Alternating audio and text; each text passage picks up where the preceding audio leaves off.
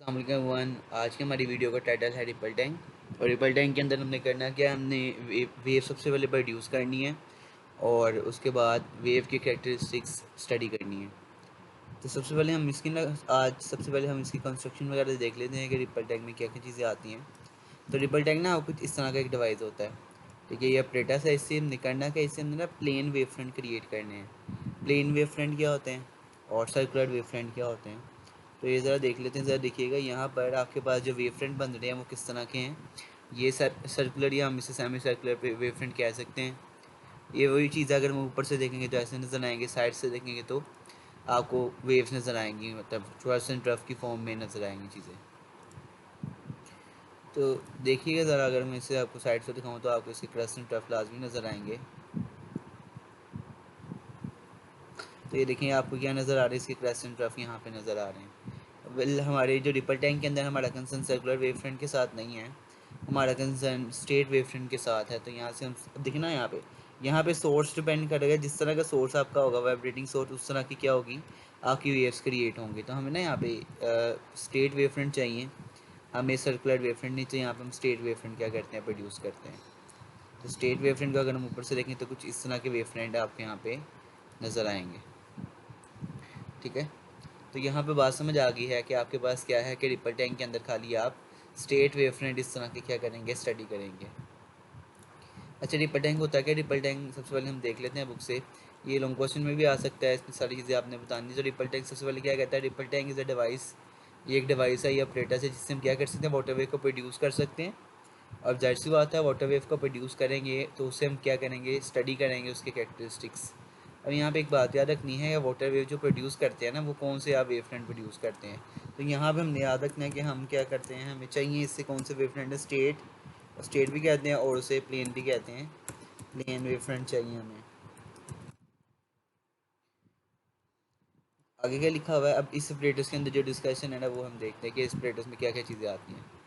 Separators में क्या आता है, this separators consist of rectangular tray having glass bottom. आपके पास क्या होता है सबसे पहले इसमें, जैसे कि हम यहाँ पे देख सकते हैं, ये रेक्टेंगुलर ट्रे होता है। यहाँ पे जो ट्रे यहाँ पे शो हो रहा है, ये रेक्टेंगल का बना हुआ है। ठीक है, मतलब रेक्टेंगल शेप का है, लेकिन इसका जो बॉटम है ये क्या है, ग्लास है। ग्लास का बॉटम इसलिए ताकि इसके अंदर जो वेव्स आपके पास क्रिएट हो, उसका हमें शेडो ये नीचे यहाँ पर स्क्रीन के ऊपर मिल जाए। इसलिए हमने क्या, कौन सा बॉटम यूज़ किया, ग्लास बॉटम यूज़ किया है। इस रेक्टेंगुलर ट्रे के अंदर आपने क्या डाला होता है, पानी डाला होता है। और याद रखना है, यहाँ पे जो ये सरफेस है ना नीचे वाली, जहाँ पे ये आपको पैटर्न, वेव पैटर्न नज़र आ रहा है, ये क्या है हमारे पास, ये इसे हम कहते हैं स्क्रीन कहते हैं, या इसे हम कहते हैं कि ये आपका टेबल है। ज़ाहिर सी बात है, हमने रिपल टैंक इस पूरे को ज़मीन के ऊपर तो नहीं रखा था, इसे किसी टेबल के ऊपर स्टडी करेंगे। तो इसको हम ये भी कह सकते हैं कि wave pattern on the views, जिसे हम स्क्रीन के ऊपर देख रहे हैं, या आपने इसे टेबल के ऊपर रखा हुआ है। ठीक है, अगर आप ये डायग्राम्स निकालें ना कुछ यहाँ से, तो यहाँ पे साफ साफ इन्होंने लिखा भी होता है। ये यहाँ पे जैसे लिखा हुआ था, ये लिखा हुआ है कि वेव पैटर्न और व्यू स्क्रीन और टेबल, इसे हम टेबल नीचे, हम जो हमारा व्यू पैटर्न बन रहा है इसे हम टेबल के ऊपर देख सकते हैं।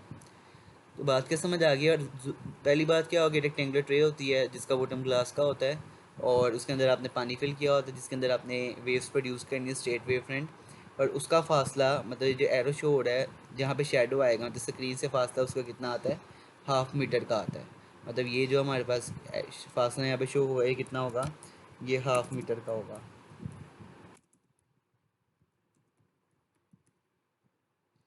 तो यहाँ तक ये आपकी ऑपरेटर्स की पहले ही कंपोनेंट आता है। यहाँ पे आगे रीड कर लेते हैं। और आपने रेक्टेंगुलर ट्रे होता है जिसका ग्लास बॉटम होता है, और उसको आपने प्लेस किया होता है 1/2 metre above the surface of the table, जैसा कि हमने अभी डिस्कस किया और फिगर में भी शो हो रहा है। अब इसमें क्या होगा, वेव्स प्रोड्यूस होंगे on the surface of the water, water के अंदर वेव्स प्रोड्यूस करेंगे by in the train in the tray by the mean of vibrator. Vibrator क्या, हमारे पास जो यहाँ पे आपको ये लकड़ी का पार्ट नज़र आ रहा है, ये आपका क्या है, ऊपर मोटर लगी हुई है, इसे हम कहते हैं वाइब्रेटर। ये क्या करेगा, जो लकड़ी का पार्ट है ये क्या करेगा, वाटर की सरफेस के बिल्कुल ऊपर होगा, मतलब उसे टच कर रहा होगा, और मोटर उसकी क्या करवाएगी, इक्वल इंटरवल के साथ वाइब्रेट करवाएगी। इसका मतलब जब ये वाइब्रेट होगा तो आपके पास वाटर के अंदर डिस्टर्बेंस क्रिएट होगी, और आपकी क्योंकि शेप इसकी क्या है, स्ट्रेट है, तो वेव फ्रंट भी आपके कौन से बनेंगे, स्ट्रेट वेव फ्रंट बनेंगे, जैसा कि हम यहाँ पे ये शो हो रहे हैं, स्ट्रेट वेव फ्रंट यहाँ पे शो हो रहे हैं। इसका मतलब वाइब्रेटर के ज़रिए से हम क्या कर सकते हैं, वेव को क्रिएट कर सकते हैं, और जो आपकी वाइब्रेटर की फ्रिक्वेंसी होगी वही वेव की फ्रिक्वेंसी होगी। फर्दर हमने क्या किया हुआ है, और वाइब्रेटर या ऑसिलेटर, और उसका दूसरा नाम क्या है, इसको हमने पैडल भी कहा हुआ है। अच्छा, नेक्स्ट हमारी डिस्कशन यहाँ पे लिखी हुई है अबाउट वाइब्रेटर। तो वाइब्रेटर में क्या होता है? वाइब्रेटर एक ओसिलेटिंग इलेक्ट्रिकल मोटर। ये क्या होता है? एक इलेक्ट्रिकल मोटर होती है जिसको आपने कहाँ पे फिक्स किया होता है? वुडन पार्ट के ऊपर फिक्स किया होता है। और वुडन पार्ट क्या होता है? इस तरह से लगा होता है, ट्रे के ऊपर इससे लगा होता है कि जस्ट इसकी जो लोअर सरफेस है वो टच करती है सरफेस ऑफ द वाटर। ज़ाहिर सी बात है, अगर ये वाटर को सरफेस को टच नहीं करेगा तो आपकी वेव भी क्रिएट नहीं होंगी, ये हवा में वाइब्रेट होता रहेगा। तो हमने इसको ऐसे लगाया हुआ है कि क्या हुआ है यहाँ पे, हमने इसको ऐसे लगाया है कि आपके पास जब ये वाइब्रेट करे तो वेव्स आपकी किसके अंदर बने? पानी के अंदर बने। बाकी देखिए वायर कनेक्शन करके आपने यहाँ पे पावर सप्लाई से किया हुआ है अटैच। ऐसी बात है, स्टैंड यहाँ पे इसलिए लगाया ताकि ये वायर जो सी है रिपल टैंक के अंदर वाटर है तो उसके अंदर ना गिर जाएँ। तो जब हम क्या करेंगे, जब हम इसे on setting the vibrator on, vibrator को जब ऑन करें तो vibrator up and down move करेगा इक्वल टाइम इंटरवल के साथ। तो इससे होगा क्या कि आपके पास वेव क्रिएट होंगे जिसके वेव फ्रंट कैसे होंगे? स्ट्रेट होंगे, या प्लेन वेव फ्रंट भी कहते हैं। स्टेट वे प्लेन सेम है, जैसे कि आप फिगर 10.12 में देख सकते हैं। और ये वही फिगर है जो हमने यहाँ पे ये क्रिएट की हुई है। तो यहाँ तक बात समझ आ गई कि रिपल टैंक के अंदर स्टेट वेव फ्रंट बन रहे हैं। अब ये वेव फ्रंट तो कहाँ बन रहे हैं? पानी की सरफेस के ऊपर, रिपल ट्रे के अंदर बन रहे हैं ना। हमें ये चाहिए स्क्रीन के ऊपर, तो इसके लिए हमने ऊपर क्या लगा रही है? लैंप लगा रही है, ताकि जब लैंप इसके ऊपर फॉल करे तो आपके पास क्या होगा? लैंप फॉल करेगा तो ये आपके पास इसकी जो व्यू बनेगा वो कहाँ बनेगा? स्क्रीन के ऊपर बनेगा। यहाँ हम नीचे पेपर भी लगा सकते हैं, या आप इसको वैसे भी देख सकते हैं, लेकिन यहाँ पेपर लगाया। An electrical bulb is hung about the tray to observe the image of the wave, water wave. जो हमें स्क्रीन के ऊपर हमारे पास जो डायग्राम आ रही है इसे हम कहते हैं इमेज ऑफ द वाटर, या वेव पैटर्न भी कहते हैं। और ये हमें या तो पेपर के अंदर मिलता है या स्क्रीन के ऊपर, वो हमारी मर्जी, हमने नीचे पेपर लगाई या स्क्रीन लगाई हुई है। इस तरह देखिए वाटर वेव्स आकी क्या होती है? ट्रांसवर्स वेव होती हैं। तो इसमें हमारे पास जब हमने साइड से देखा तो क्रस्ट एंड ट्रफ बन रहे थे। The crest and trough of the wave appear as the line bright and the dark line respectively. ये बात याद रखनी है कि जो क्रस्ट है ये किससे शो हो रही है? क्रस्ट हमारी शो हो रही है डार्क लाइन के साथ, सॉरी ब्राइट लाइन के साथ। और ट्रफ किससे शो हो रही है? डार्क लाइन के साथ। तो ये ज़रा बात यहाँ से याद रखनी है, ये इंपॉर्टेंट बात है। जो क्रस्ट है वो ब्राइट से शो होगी, और जो ट्रफ है वो किससे शो होगी? क्रस्ट हमारे पास शो होगी डार्क लाइन के साथ।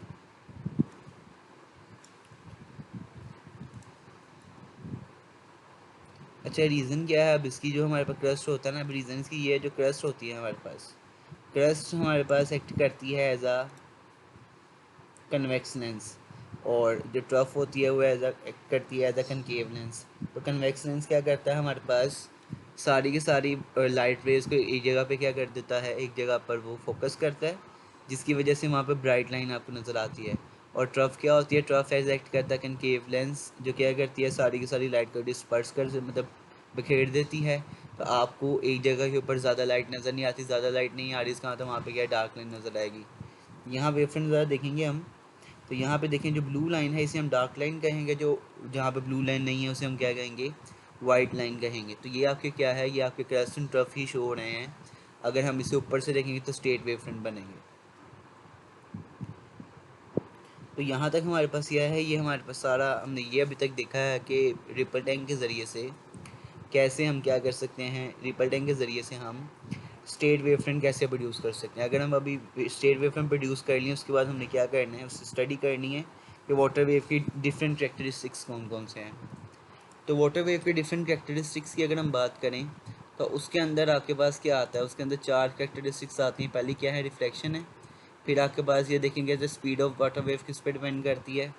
फिर रिफ्रैक्शन और डायफ्रैक्शन क्या होता है। अच्छा, ये पढ़ने से पहले ना हम सारी चीज़ें यहाँ पे डिस्कस कर लेते हैं कि कुछ पॉइंट्स है जो आपने याद रखने हैं। अब पॉइंट्स से पहला याद रखना है कि क्या है कि जो direction of propagation of wave है ना, मतलब जो वेव की डायरेक्शन ऑफ मोशन है वो कैसे चेंज होगी? तभी चेंज होगी अगर आप वेव के रास्ते में क्या रख दें? कोई ऑब्स्टेकल रखें किसी एंगल के ऊपर। मतलब अगर क्या है, आपने कोई रुकावट या ऑब्स्टेकल रखा है वेव के रास्ते के अंदर लेकिन वो स्ट्रेट है, तो वेव की डायरेक्शन ऑफ प्रोपगेशन आपके पास क्या होगी? उसका एंगल चेंज नहीं होगा, मतलब आपके पास रिवर्स वो डिपेंड करेगा डिफ्लेक्शन और रिफ्लेक्शन। लेकिन यहाँ पे याद रखना है डायरेक्शन ऑफ प्रोपगेशन आपकी तब चेंज होगी, मतलब फॉर एग्जाम्पल अगर वेव हॉरिजॉन्टल आ रही है ना और आगे आपने स्ट्रेट वेव ऑब्स्टेकल रखा हुआ है, तो आपकी वेव उससे रिफ्लेक्ट होकर स्ट्रेट ही वापस जाएगी, ठीक है। लेकिन अगर आपने उसे किसी एंगल पे रखा हुआ है तो फिर क्या होगा? किसी एंगल पे वापस जाएगी। तो ये ज़रा याद रखनी है, डायरेक्शन ऑफ प्रोपगेशन तब चेंज होती है जब आप ऑब्स्टेकल को किसी एंगल पे रखते हैं। आगे क्या है कि वेवलेंथ और स्पीड किस पर डिपेंड करती है, डेप्थ ऑफ द वाटर पर डिपेंड करती है, ये भी हम देखते हैं। रिफ्लेक्शन के अंदर क्या होता है, the waves reflect back to first medium, मतलब रिफ्लेक्शन के अंदर वेव वापस अपनी पहले मीडियम में आ जाती है, मतलब वेव का मीडियम चेंज नहीं होता। और रिफ्लेक्शन के अंदर क्या होता है कि वेव मूव करती है एक मीडियम से दूसरे मीडियम में, मतलब मीडियम आपका चेंज होता है। और डायफ्रेक्शन में क्या होता है, आपके जो प्लेन वेव फ्रंट थे थोड़े से क्या हो जाते हैं, एंड से बेंड हो जाते हैं। तो ये ज़रा ये सारी बातें ना याद रखनी है, सारी बातें हमें आगे काम आएंगी इसके अंदर। अच्छा, इससे पहले हम देख लेते हैं कि नॉर्मल क्या होता है। फॉर एग्जांपल ये आपकी एक वाटर सरफेस हो रही है शो, जिसके अंदर आपने ये ब्लॉक रख दिया है, ये ऑब्स्टेकल का ब्लॉक आपने इसके अंदर रख दिया है। तो आपके पास नॉर्मल लाइन हमेशा ना ऑब्स्टेकल के ऊपर हम बनाएंगे, जिस एंगल के ऊपर हमने रखा ना ऑब्स्टेकल, देखें अब ये ऐसी लाइन है जो क्या है, इस ऑब्स्टेकल के परपेंडिकुलर है। तो परपेंडिकुलर लाइन को हम क्या कहते हैं, परपेंडिकुलर लाइन को हम नॉर्मल कहते हैं और परपेंडिकुलर लाइन भी कहते हैं।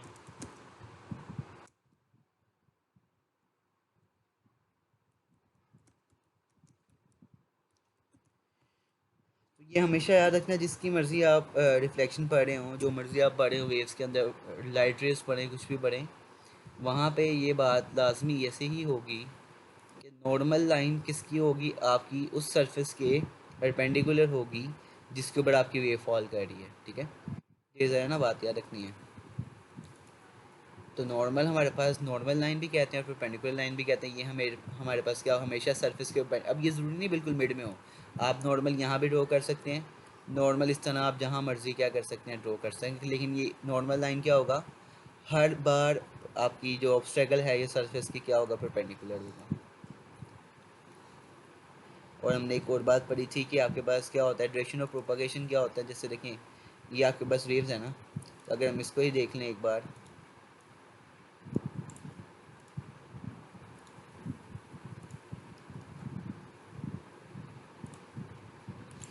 एक और बात यहाँ से क्या याद रखनी है कि डायरेक्शन ऑफ प्रोपगेशन हमेशा क्या आपके बुक में ना कुछ इस तरह से रोटेट करके डायग्राम बनाई हुई है।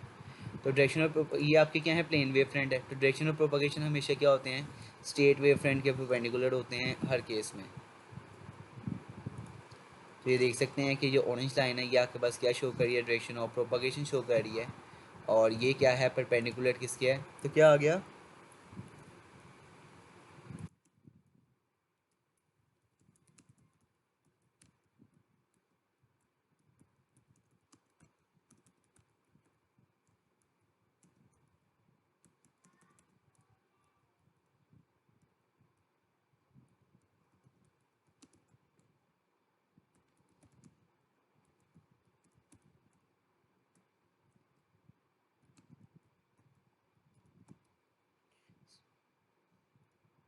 स्ट्रेट वेव फ्रंट की डायरेक्शन ऑफ प्रोपगेशन क्या होगी, हमेशा परपेंडिकुलर होगी, ठीक है। अब वेव फ्रंट अगर आपका कुछ इस तरह अगर जा रहा है तो डायरेक्शन ऑफ प्रोपगेशन भी क्या होगी, इसके परपेंडिकुलर होगी, मतलब डायरेक्शन ऑफ प्रोपगेशन भी आपकी इस तरफ जाएगी। तो ये बात यहाँ से क्लियर हो जाती है कि डायरेक्शन ऑफ प्रोपगेशन क्या है, परपेंडिकुलर होती है किससे, wave front, plane wave fronts के परपेंडिकुलर होती है, ठीक है। और अवे फ्रॉम द सोर्स तो वो हमने पहले पढ़ा हुआ है। अच्छा, पहला हम देख लेते हैं कि रिफ्लेक्शन क्या होता है। इसके लिए ना हम यहाँ पे चलते हैं, ये आपका एक रिपल टैंक ही है, लेकिन ये विजुअल बस आपको दिखाएगा। अच्छा, अगर हम इसे स्टार्ट से देखें, यहाँ पे भी सोर्स दूसरा है, तो दूसरा सोर्स हम यहाँ पे प्लेन वेव फ्रंट लेकर आते हैं।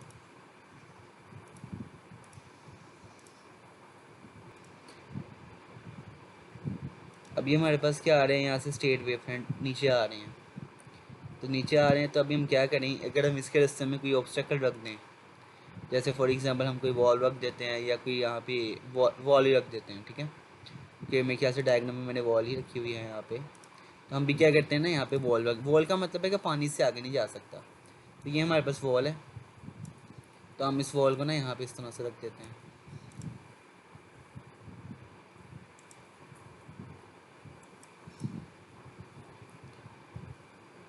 ये वॉल अब इस तरह है कि दोनों साइड का आपकी डेप्थ तो सेम है, लेकिन पानी इस साइड पे नहीं आ सकता, मतलब ये क्या करेगा इस वॉल से, ये वॉल आप कह सकते हैं, या इसे आप अपनी बुक की लाइंस के अंदर इसे ऑब्स्टेकल्स कह सकते हैं, इससे होके वापस ही जाएंगी। अगर हम इसको ऑन करें, देखिएगा आपकी क्या करती हैं, वेव फ्रंट इसकी तरफ आती हैं।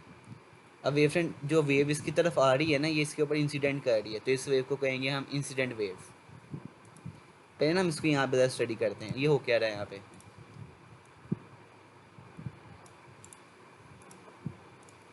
तो हमने क्या किया, जोन सी वेव आपकी क्या की है, जोन सी वेव इसके ऊपर क्या की है, स्ट्राइक की है, मतलब इंसिडेंट हुई है किसके ऊपर,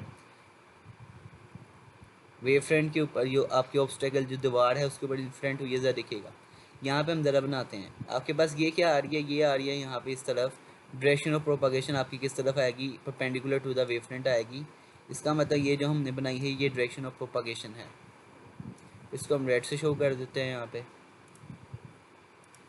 तो ये रेड कलर की लाइन आपकी शो करेगी कि वेव इस तरफ आ रही है, ठीक है। और वेव जो सी आ रही है इस वेव, क्योंकि ये हमने क्या नाम दिया है इस वेव को, हमने कहा ये आपकी इंसिडेंट वेव है, तो इसको हमने यहाँ पे लिख दिया कि ये है इंसिडेंट वेव। मतलब जो सी वेव इंसिडेंट होगी, मतलब आपकी ये वॉल के ऊपर या ऑब्स्टेकल के ऊपर स्ट्राइक करेगी, वो कौन सी इंसिडेंट वेव, ये येलो कलर की ऑब्स्टेकल है, ठीक है। अच्छा, अब यहाँ पे याद रखना है कि इंसिडेंट वेव का, अब यहाँ पे दूसरी चीज़ हमने क्या याद रखनी है कि आपके पास एंगल ऑफ इंसिडेंट क्या होता है। एंगल ऑफ इंसिडेंट हमेशा आपने क्या बनाना है, आपने पहले सबसे पहले एंगल ऑफ इंसिडेंट के लिए आपने नॉर्मल बनाना है।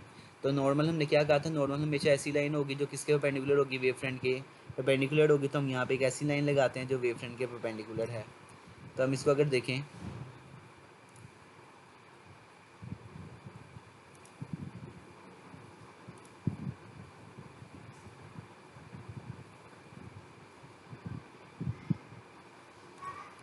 तो ये ऑरेंज कलर की लाइन क्या शो कर रही है, ये ऑरेंज कलर की लाइन आपके पास ऐसी लाइन है जो कि इस ऑब्स्टेकल की क्या है, परपेंडिकुलर आ रही है। तो आपने ना एंगल ऑफ इंसिडेंट कैसे नोट करना है, एंगल ऑफ इंसिडेंट हमेशा क्या होगा, एंगल ऑफ इंसिडेंट हमेशा नॉर्मल टू द ऑब्स्टेकल और इंसिडेंट वेव के बीच में होगा। तो ये अगर हम येलो रेड कलर से देखेंगे, आपके पास क्या है, इंसिडेंट वेव इस तरफ आ रही है और नॉर्मल ये है, तो इन दोनों के बीच में आपके पास जो एंगल होगा उसे हम कहेंगे वो आपका एंगल ऑफ इंसिडेंट है।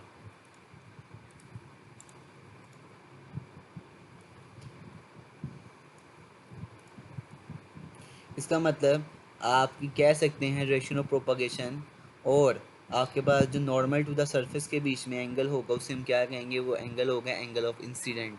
मतलब इंसिडेंट वेव का ऑब्स्टेकल के साथ एंगल, इसे कहेंगे एंगल ऑफ इंसिडेंस। और एंगल ऑफ इंसिडेंट को आई के साथ रिप्रेजेंट करते हैं, ठीक है। यहाँ पर जो ऑरेंज कलर का है ये हमारे पास क्या है, ऑब्स्टेकल है। ये जो है हमारे पास ये वेव की डायरेक्शन इस तरफ आ रही है और इन दोनों के बीच में एंगल है, उसे हम कहेंगे एंगल ऑफ इंसिडेंट, ठीक है। अब बाकी हम वापस चलते हैं, तो ये सारी हमने स्टडी, अब हमें पता है कि वेव आगे नहीं आ सकती, तो वापस इस ऑब्स्टेकल से टकरा कर वापस ही जाएगी। तो अगर देखिएगा आपके पास क्या होगा, ज़रा हम इसे रन करके देख लेते हैं। वेव क्या होगी, यहाँ से वापस मुड़ना स्टार्ट हो गई है। तो इसको अगर हम यहाँ पे अब स्टडी करें, इसको भी हम वहाँ ले जाते हैं अब।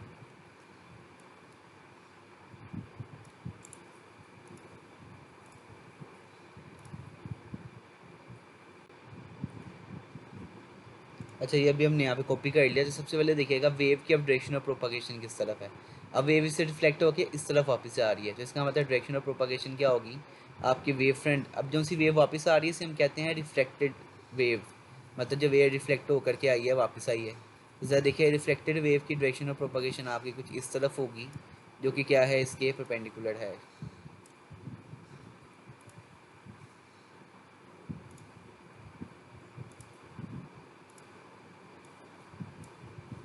तो यहाँ से बात समझ आ गई, जो सी वेव आपकी वापस जा रही है ये कौन सी वेव है, ये आपकी रिफ्लेक्टेड वेव है।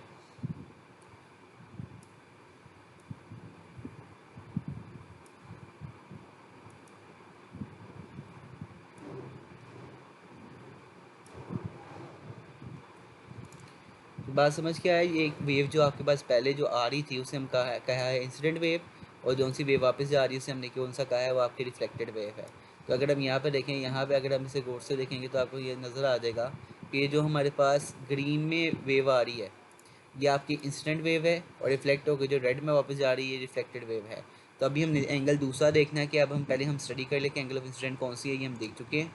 और अब हमने ये देखना है कि आपके पास एंगल ऑफ रिफ्लेक्शन कौन सा है। तो इसके लिए ज़रा देखिएगा, एंगुलर रिफ्लेक्शन के लिए हमने ये ज़रा इसको वेव को स्टार्ट, हम खाली रिफ्लेक्टेड वेव को देखते हैं। रिफ्लेक्टेड वेव का मतलब जो सी वेव क्या हुई है टकरा कर वापस गई है उसे हम कहेंगे रिफ्लेक्टेड वेव। इसी तरह जैसे लास्ट टाइम पर रिफ्लेक्टेड वेव का भी होगा, हमारे पास जो डायरेक्शन ऑफ प्रोपगेशन होगी वो उस वेव की क्या होगी, परपेंडिकुलर होगी, तो इसका मतलब वेव ये इस तरफ जा रही है। और अगर हमने एंगल ऑफ रिफ्लेक्शन नोट करना है वो कैसे आएगा, नॉर्मल के साथ इसका एंगल ले लेंगे। नॉर्मल के साथ अगर हम देखें तो रिफ्लेक्टेड वेव का एंगल कुछ यहाँ पे इस तरह का आएगा।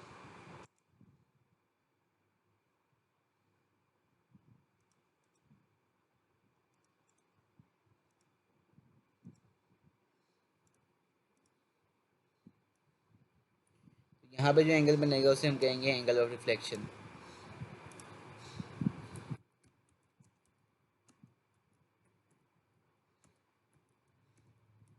इसको स्मॉल आर से रिप्रेजेंट करेंगे। तो यहाँ तक क्या बात समझ आ गई। यहाँ पे आपने एक और बात याद रखनी है कि सबसे पहले क्या है कि वेव आगे नहीं जा सकती, रिफ्लेक्ट बैक होगी। रिफ्लेक्ट बैक का मतलब जिस मीडियम से ऐसी उसी में वापस चलेगी। और एक और हमने बात याद रखी थी कि अगर हम ऑब्स्टेकल को किसी एंगल पर रखेंगे तो उसकी डायरेक्शन ऑफ प्रोपगेशन क्या होगी, चेंज होगी। तो यहाँ पे भी ऐसे ही हुआ है कि डायरेक्शन ऑफ प्रोपगेशन क्या हुई है, उसकी चेंज हुई है। इसका क्या मतलब है, डायरेक्शन ऑफ प्रोपगेशन चेंज हुई है, इसका मतलब है कि आपके पास यहाँ पे वेव अपनी पहले मीडियम में वापस चल जाएगी, लेकिन इस तरह वापस जाएगी कि जो आपके पास एंगल ऑफ रिफ्लेक्शन है और जो आपका एंगल ऑफ इंसिडेंट है ये आपस में क्या होगा, इक्वल होगा। मतलब अगर आप जितना ज़्यादा इस ऑब्स्टेकल को टिल्ट करते जाएंगे उतना ज़्यादा आपका एंगल ऑफ इंसिडेंट होगा और उतना ही ज़्यादा आपका एंगल ऑफ रिफ्लेक्शन होगा। अगर हम गौर से देखें ना, जिस एंगल के ऊपर हमने ये रखी है ऑब्स्टेकल, उसी एंगल के ऊपर क्या हो रही है, आपके पास ये वेव वापस जा रही है। तो इस प्रोसेस को हम कहेंगे रिफ्लेक्शन, क्योंकि इसके अंदर वेव आपकी रिफ्लेक्ट होकर बाउंस बैक होकर वापस आ गई है। तो ज़रा देखिएगा वेव आपकी वापस जा रही है और इस प्रोसेस को हम कहेंगे रिफ्लेक्शन। जो सा आपका एंगल ऑफ इंसिडेंट और एंगल ऑफ रिफ्लेक्शन आपस में इक्वल है इसे हम कहते हैं law of reflection. Law of reflection हमारे पास साउंड के अंदर भी होती है, वैलिड होता है, और लाइट के अंदर भी क्या होती है, वैलिड होता है। तो इसके पहले रीड कर लेते हैं। सबसे पहले हमारे पास क्या है, डेफिनेशन है किसकी है, when water wave moving the medium, जब एक मीडियम के ऊपर फॉल कर रहे होते हैं, फॉल करते हैं on the surface of other medium, मतलब यहाँ पे ऑब्स्टेकल की बात करी है कि मतलब हमारे पास क्या है कि जब वेव्स दूसरी मीडियम की सरफेस के ऊपर फॉल, जैसे हमारे यहाँ पे वॉल ऑब्स्टेकल के ऊपर फॉल की थी, तो वेव्स क्या हो जाएंगी, रिफ्लेक्ट बैक, मतलब बाउंस बैक हो जाएंगी, फर्स्ट मीडियम के अंदर वापस चल जाएंगी। जिस तरह हम यहाँ पे वेव्स में देख सकते हैं, ये वेव्स पहली मीडियम में वापस चली जाती हैं, लेकिन इस तरह जाती हैं वापस कि एंगल ऑफ जो इंसिडेंट होता है वो क्या होता है, एंगल ऑफ रिफ्लेक्शन के इक्वल होता है। तो यहाँ तक हमारे पास क्या है, ये हमारे पास इसे हम कहते हैं रिफ्लेक्शन। अगर हम क्या करें, अगर हम इसको क्लियर वेव कर, अगर ये एंगल हम ज़्यादा कर देते हैं यहाँ से, ये एंगल ज़्यादा करने का मतलब है कि अब हम क्या कह रहे हैं, ये एंगल ज़्यादा करने का मतलब हम ना ज़रा अपनी ऑब्स्टेकल को ज़्यादा एंगल दे रहे हैं, टिल्ट कर रहे हैं। तो अब जाहिर सी बात है कि आपके पास एंगल ऑफ इंसिडेंट ज़्यादा हो गया तो एंगल ऑफ रिफ्लेक्शन भी ज़्यादा होगा। हम इसको ऑन करते हैं तो देखिएगा वेव्स आपकी आ रही हैं यहाँ से, ये जो वेव्स आ रही है इसे हमने इंसिडेंट वेव कहा है। ये ऑब्स्टेकल के साथ हिट करने के बाद जो वापस वेव्स आएंगी, ये हमारे पास क्या है, ये रिफ्लेक्टेड वेव है कि रिफ्लेक्ट होकर वापस आ रही हैं। अब देखें ये वेव्स ज़्यादा बेंड होकर जा रही हैं, इसका क्या मतलब है कि जितना एंगल ऑफ इंसिडेंट ज़्यादा होगा उतना ही एंगल ऑफ रिफ्लेक्शन ज़्यादा होगा, उसके इक्वल होगा। इसे हम कहते हैं लॉ ऑफ रिफ्लेक्शन।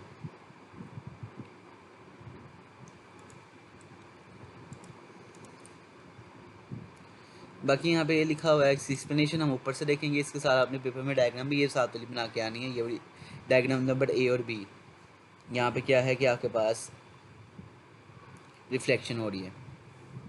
अच्छा एक और चीज़ यहाँ पे देख लेते हैं, देखते place a barrier in the ripple tank, हमने रिपल टैंक के अंदर बैरियर रखा है।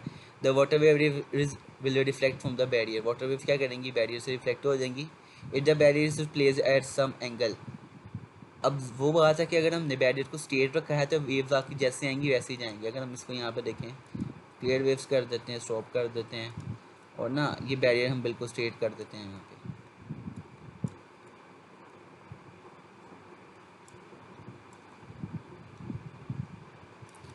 मेरे ख्याल से स्ट्रेट नहीं है, नया बैरियर लगा देते हैं यहाँ पे। ये हमने बैरियर की स्ट्रेट है।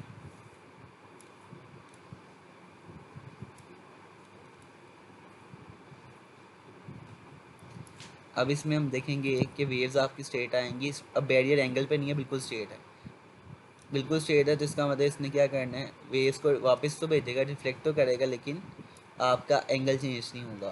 तो देखिएगा यहाँ से वेव्स इससे टकरा कर सीधी ही वापस जा रही हैं, मतलब जैसे हॉरिजॉन्टल आई थी वैसे ही जा रही हैं। इसका मतलब यहाँ पे आपके पास कोई भी डायरेक्शन चेंज नहीं हुई, डायरेक्शन ऑफ प्रोपोगेशन आपकी वही है जो ऊपर से नीचे आ रही थी, ये नीचे से ऊपर जा रही है। इसका मतलब यहाँ पे आपके पास जो वेव्स हैं वो किसी एंगल के ऊपर बेंड वगैरह नहीं हुई, ठीक है। आप बेंड की फॉर्म में कह सकते हैं इसको। बेंडिंग तब होगी जब हम क्या करेंगे, एंगल ऑफ प्रोपोगेशन तब चेंज होगी जब हम क्या करेंगे, हमारे पास यहाँ पर इसको ज़रा हम टिल्ट कर देंगे तो आपके पास क्या होगा,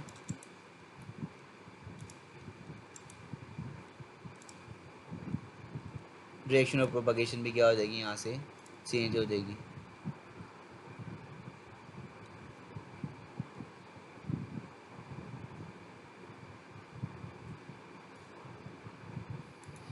आगे देख लेते हैं इसको क्या लिखा हुआ बुक में। अगर हम बैरियर किसी एंगल पे रखेंगे टू द वेव फ्रंट, तो डिफ्लेक्टेड वेव जो वापस वेव आएगी वो क्या करेगी, लॉ ऑफ रिफ्लेक्शन को ओबे करेगी। अब लॉ ऑफ रिफ्लेक्शन होता क्या है, लॉ ऑफ रिफ्लेक्शन होता है ये कि आपका जो एंगल ऑफ इंसिडेंट होता है वही एंगल ऑफ रिफ्लेक्शन होता है। तो यहाँ तक हमारे पास ये क्या है, यहाँ तक रिफ्लेक्शन का आर्टिकल है। इसके बाद जो नेक्स्ट हमारे पास पैराग्राफ है, यहाँ से यहाँ तक इसके ऊपर आपने हेडिंग देनी है स्पीड ऑफ वाटर वेव, मतलब जो हमारी दूसरी प्रॉपर्टी है, स्पीड ऑफ वाटर वेव किस पर डिपेंड करती है। अच्छा, स्पीड ऑफ वाटरवे को समझने के लिए आपने क्या किया है, आपने ना अब ज़रा याद रखना है, पहले हमने वॉल लगाई थी, अब हमने क्या किया है, आपने रिपल टैंक के अंदर ना कोई बॉक्स हमने सबमर्ज करवा दिया है। सबमर्ज का मतलब क्या है,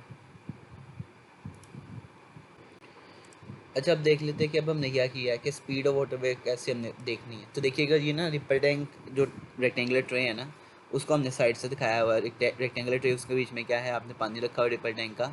अच्छा अब ना हमने यहाँ पे क्या करवाना है, किसी एक अपनी जो ऑब्स्टेकल है ना उसको सबमर्ज करवाना है। सबमर्ज करवाने का मतलब ये है कि हमने उसके उसके ऊपर क्या करवाना है, डुबो देना है उसको अंदर।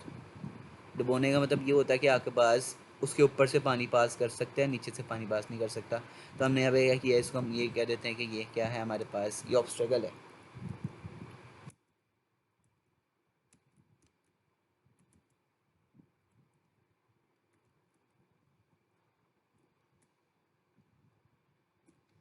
इस बार हमने क्या किया, ऑब्स्टेकल को यहाँ पे ऊपर तक नहीं रखा, मतलब यहाँ पे अगर ऑब्स्टेकल को रखते जा रहे हैं आप तो क्या होता है, वाटर वेव्स के आगे नहीं जा सकती, रिफ्लेक्ट होकर वापस आ जाए। लेकिन इस बार हमने इस ऑब्स्टेकल को नीचे रखा है।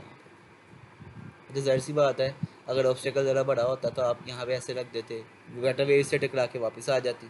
लेकिन इस बार वेव्स आपकी क्या है, ऑब्स्टेकल आपने इसे सबमर्ज करवाया, मतलब उसके नीचे रखा हुआ है। अच्छा ऐसा करने से हुआ क्या कि हुआ पता है, ये पानी इसके ऊपर से पास तो कर रहा है, लेकिन यहाँ पे देखें इस पोर्शन में क्या है कि डेप्थ यहाँ पे क्या है, ज़्यादा है। और अगर हम देखें वो वाला एरिया जहाँ पे क्या है आपके पास ऑब्स्टेकल रखा हुआ है, वहाँ पे डेप्थ क्या हो गई है, बहुत कम हो गई है। इसका मतलब ऑब्स्टेकल नीचे आप समर्ज करवाने की वजह से डेप्थ जो जगह की गया हो गया, कम हो गई है। तो अगर हम यहाँ से देखें, तो अगर हम यहाँ से देख लेते हैं इसको, इस तरह से देखें, ये जो हमारे पास यहाँ पे ये लाइन आती है, ये क्या है, बाउंड्री है। हम कहेंगे जो हमारे पास बाउंड्री की इस वाला पार्ट है ये अलहदा मीडियम है, और जो उस वाला पार्ट है वो अलहदा मीडियम है। तो इससे ज़रा याद रखना है कि एक मीडियम का पानी है, तो दोनों पानी ही है, लेकिन एक मीडियम का पानी क्या है, एक मीडियम का पानी ज़रा गहरा है, मतलब डीप है, और दूसरे का क्या है, ज़रा कम गहरा है, या जिसे हम कहते हैं शैलोअर वाटर है। तो ये जो हमारे पास ऑरेंज लाइन से शो हो रही है, ये इसकी क्या है, यहाँ पे ये इसकी बाउंड्री है। तो ये जो ऑरेंज लाइन है हमारी शो हो रही है, ये हमने डॉटेड में बनाई है ताकि बता सके ये बस इमेजिनरी लाइन है, और ये शो कर रही है ये बाउंड्री ऑफ मीडियम है, मतलब एक मीडियम आपके पास जहाँ पे पानी डीप है, और एक आपका आगे जहाँ पे पानी क्या है, शैलो है।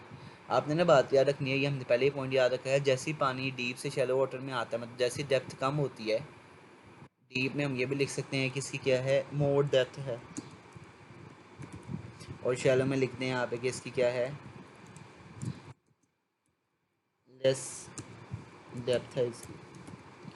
तो याद कर रखना, जैसी वेव आपकी यहाँ से आएगी, आपके पास क्या करेगी, वेवलेंथ आपकी क्या हो जाएगी, डिक्रीज़ हो जाएगी। अब जरा ना इसको देख लेते हैं कि वेवलेंथ डिक्रीज़ होने का मतलब क्या है। इसके लिए हम दोबारा अपनी सिमुलेशन पे चलते हैं, ये ज़रा हो गई है, इसको दोबारा करवा क्लियर वेव्स करवा देते हैं, स्टॉप कर देते हैं, और इसको ना इस बार हमें बाउंड्री नहीं चाहिए इस तरह की, हमें इस दफ़ा दूसरा मीडियम चाहिए। मतलब हम क्या करते हैं, दूसरा मीडियम का मतलब है हम यहाँ पर शैलो रीजन क्रिएट करते हैं। तो देखिएगा ज़रा, ये शैलो रीजन हमारे पास यहाँ पे पानी क्या है, कम गहरा है।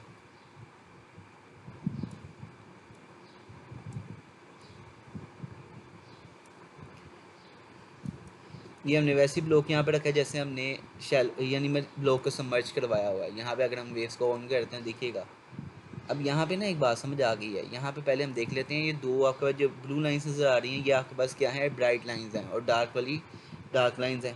तो दो ब्राइट के दरमियान जो आपके पास क्या होता है, डिस्टेंस होता है, मतलब क्रस्ट टू क्रस्ट की डिस्टेंस वेवलेंथ होगा। इसका मतलब अगर यहाँ पे फासला ज़्यादा है तो यहाँ वेवलेंथ ज़्यादा है। और जैसे ही देखिएगा, जैसे ये क्या करती है, ये शैलो रीजन में से पास करेगी तो क्या हो जाएगा, शैलो रीजन में से पास की है तो फासला क्या हो गया है, यहाँ पे कम हो गया है, मतलब आपकी ब्राइट और ब्राइट लाइन के बीच में फासला कम हो गया है। समझ के आ गया कि जैसे शैलो रीजन में जाएगा आपके पास वेवलेंथ क्या हो जाएगी, उसकी कम हो जाएगी। और अगर आप ऊपर देखें, ऊपर से ना स्पीड ज़रा ज़्यादा आ रही है, जबकि शैलो रीजन के अंदर वेवलेंथ भी कम हुई है और इसकी स्पीड भी ज़रा सी हो गई है, स्लो हो गई है। इस केस में ना आपने ज़रा याद रखना है, इस केस में ज़रा आपने याद रखना, क्या याद रखेंगे इसमें, कि आपके पास ये जो ऑब्स्टिकल, जो मीडियम हमने सबमर्ज करवाया था, ऑब्स्टिकल सबमर्ज, ये आपने बिल्कुल स्ट्रेट करवाया, किसी एंगल पे नहीं करवाया, इसलिए आपके पास वेव बिल्कुल सीधी ही आ रही है, इसकी डायरेक्शन आपकी चेंज नहीं हुई। ठीक है, तो ये ज़रा हम देख लेते हैं।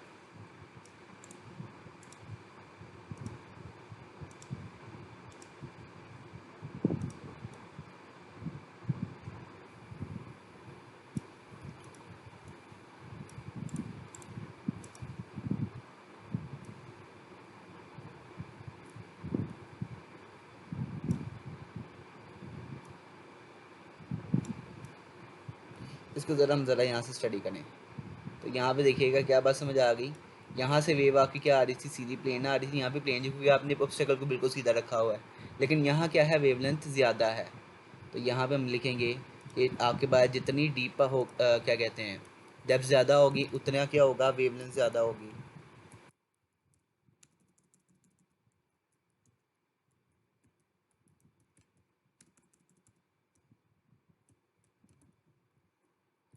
ठीक है, और यहाँ पे हम पहले सबसे पहले लिख लेते हैं कि जितनी क्या होगी डेप्थ आपकी कम होगी, उतनी क्या हो जाएगी, वेवलेंथ भी कम होगी।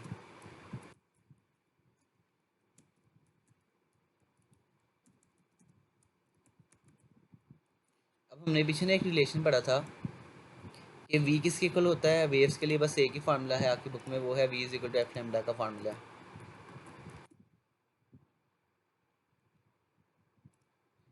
तो अगर हम यहाँ पर देखें, हमारी डिस्कशन में इसके लिए है, अगर हम क्या करें,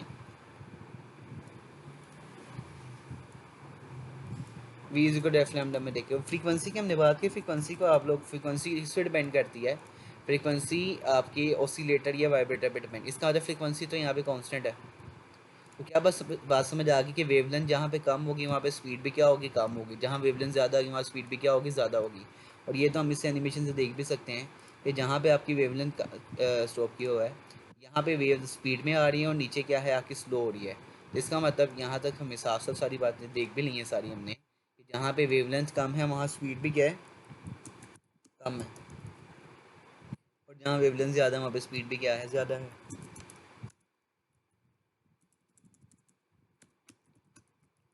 इसका मतलब जो आपकी स्पीड ऑफ वेव है किस पे डिपेंड कर रही है, इस डेप्थ पे डिपेंड कर रही है। डेप्थ जहाँ पे ज़्यादा होगा वहाँ स्पीड ज़्यादा, जहाँ पे डेप्थ कम वहाँ पे स्पीड कम।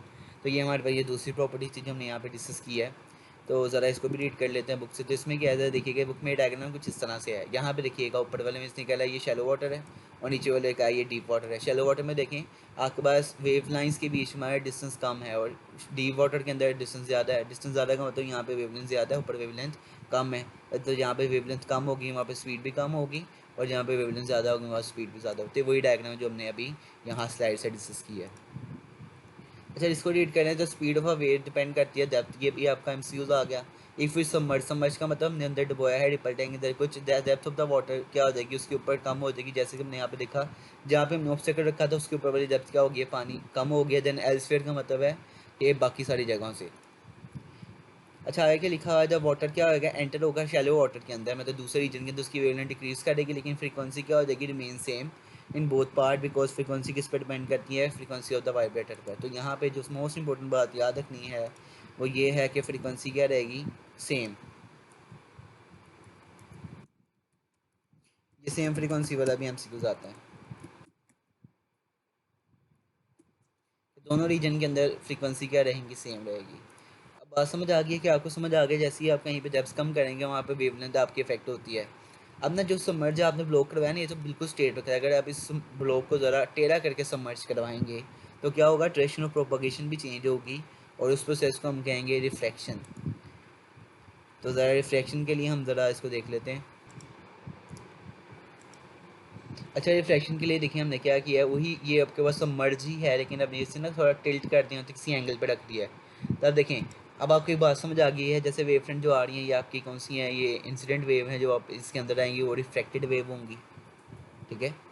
अच्छा देखें, जैसे ही इसमें से पास करती है, क्योंकि क्या हुआ है, वेवलेंथ डिक्रीज़ होगी, वेलोसिटी भी डिक्रीज़ होगी, लेकिन उसके साथ साथ क्योंकि अभी आपने ऑब्स्टेकल किसी एंगल पे रखा है, तो आपके पास ना वेव फ्रंट थोड़ी सी अपनी डायरेक्शन और प्रोपगेशन की थोड़ी सी टेढ़ी होगी। पहले स्ट्रेट आ रहे थे, अब क्या हो गई हैं, थोड़ी सी बेंड हो गई हैं, टिल्ट हो गई हैं। अब देखें, वेव फ्रंट एक मीडियम से दूसरे मीडियम में जा रही है, उसकी डायरेक्शन और प्रोपगेशन थोड़ी सी चेंज है, और जिसे हम कहते हैं रिफ्रैक्शन कहते हैं, ठीक है। तो रिफ्रैक्शन बस यहीं तक ही है, इसको हम बुक से स्टडी कर लेते हैं। नेक्स्ट पेज पे इसकी डेफिनेशन देखिएगा।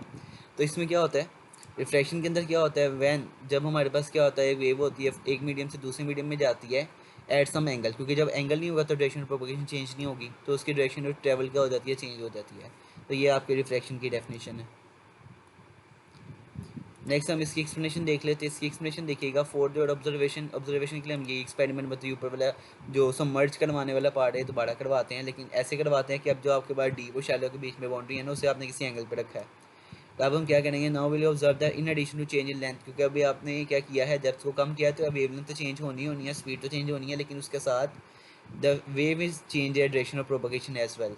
तो आगे क्या लिखेंगे, note that the direction of propagation क्या होती है, वो हमेशा क्या होती है, नॉर्मल होती है, किसके, वेव फ्रंट की। ये बात हमने पहले कर ली हुई है पिछली स्लाइड के अंदर, direction of propagation wave front के परपेंडिकुलर होती है। आगे क्या लिखा हुआ है, आगे लिखा हुआ है जिस इसी वजह से क्या होगा, वाटर वेव का क्या पाथ चेंज हो जाएगा from deep to shallow region, इसे हम कहेंगे रिफ्रैक्शन। तो इस प्रोसेस को हमने कह दिया है कि ये है रिफ्रैक्शन। लास्ट हमारे पास है डायफ्रैक्शन। अच्छा, नेक्स्ट लास्ट में हमारे पास आता है डायफ्रैक्शन। जरा देखिएगा, वेव प्लेन वेव फ्रंट आ रहे होते हैं ना, हमने दो स्लिट्स रखी हैं, मतलब दो हमारे पास ऑब्स्टेकल हैं, लेकिन उसके बीच में क्या, कोई ना कोई फासला है। ये जो हमारे पास यहाँ पे गैप है, इसे हम कहते हैं सेपरेशन बिटवीन स्लिट्स, मतलब आपके ऑब्स्टेकल के बीच में जो सेपरेशन है। देखिएगा, हमारी प्लेन वेव फ्रंट्स आ रही हैं, और जो आपकी प्लेन वेव फ्रंट है ना, उसके बीच में जो फासला से वेवलेंथ के, तो ज़रा देखिए ना, यही ना हमने एडजस्ट किया है कि आपके पास जो सेपरेशन बिटवीन जो स्लिट्स हैं वो ये वेवलेंथ के फासले के इक्वली हैं। तो इस केस में देखिएगा कि क्या होगा, जब आपकी जो प्लेन वेव फ्रंट है इस तरह के ऑब्स्टेकल में से पास करेंगी, तो यहाँ पे क्या हो रहा है, आपके पास जो प्लेन वेव फ्रंट थी वो आपके पास एंड से बेंड, कॉर्नर से बेंडिंग हो रही है, और आपके ना वो सेमी सर्कल्स पैटर्न में बन रहे हैं। तो इसे हमने क्या कहा कि प्लेन वेव फ्रंट क्या होते हैं, आपके पास जो सीधे होते हैं, अगर वो थोड़े से बेंड हो जाते हैं, इस प्रोसेस को हम कहेंगे डायफ्रैक्शन। तो देखिएगा, पहले केस में क्या हुआ है, हमारे पास जब ये सेपरेशन बिटवीन स्लिट्स हैं वो वेवलेंथ के पास पास थी, तो आपके पास सेमी सर्कुलर पैटर्न बन रहे हैं, ठीक है। तो इस प्रोसेस को हम कहते हैं डायफ्रैक्शन। अब नेक्स्ट में हम पता क्या करते हैं, नेक्स्ट में हम क्लियर वेव्स करते हैं, इसको ज़रा ना सेपरेशन को ज़रा वेवलेंथ से ज़्यादा कर देते हैं, मतलब ये काफ़ी ज़्यादा वेवलेंथ से ज़्यादा डिस्टेंस हो गया, मतलब सेपरेशन बिटवीन डिस्टेंस क्या हो गया, थोड़ा सा ज़्यादा हो गया है।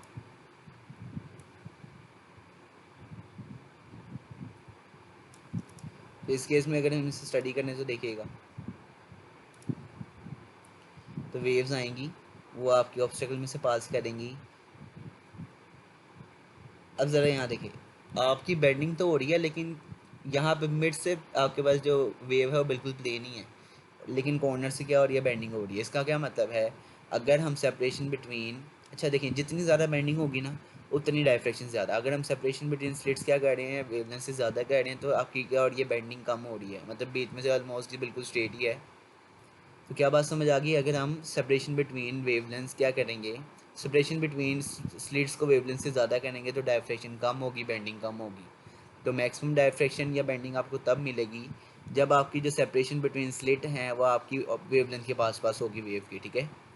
उस केस में मैक्सिमम आपके पास बेंडिंग होगी, मैक्सिमम डायफ्रैक्शन होगी, और मैक्सिमम आपको नज़र आएंगे वहाँ पे सेमी सर्कुलर पैटर्न। और इस केस में देखिए आपके पैटर्न कुछ इस तरह के हैं।